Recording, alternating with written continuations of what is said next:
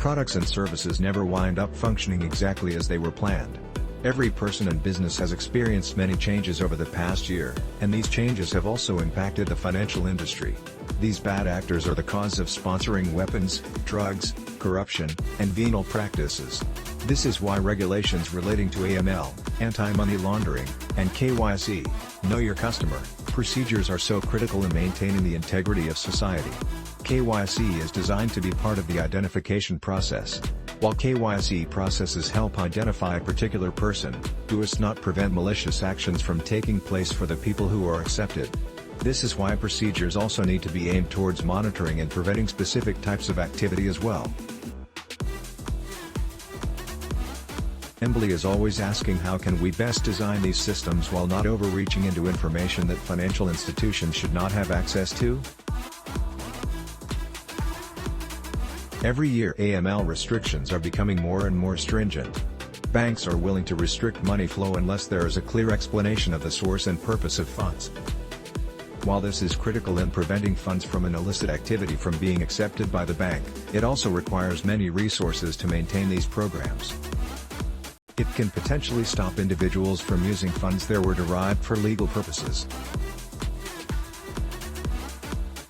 This is why we have seen attempts by wealthy people and PEPs, politically exposed persons, to control various financial institutions in an effort to circumvent these restrictions.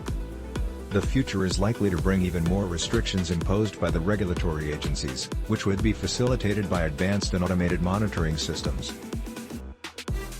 However, we must acknowledge that politics also plays a significant role in every process as well. For example, in Venezuela, Russia, India, financial freedoms are nipped in the bud. While there have been small innovations and tools for creating freedom for both individuals and businesses, they have been designed to be limited to small institutions with ME licenses, and are ultimately still part of a system that has the same restrictions as banks. That is a huge fault of the world economic system, political infiltration across the board. Cryptocurrencies were designed as a tool to achieve financial freedom for everyone. Be your own bank is a main concept of Bitcoin, but it is often seen as outside the acceptable practices applied in the traditional financial market. This is why it is critical new businesses incorporate KYC and AML practices. AML for crypto assets is very difficult. Imagine you're a financial institution and you have an individual customer receiving an incoming transfer above the threshold set by your regulator. To facilitate the transaction, you would have to request specific documentation such as bank statements, from another bank, or other relevant agreements. But even these documents would not necessarily be enough to prove the ultimate source of the funds. There is no denying that these traditional models still have many pitfalls and shortcomings that are very difficult to correct.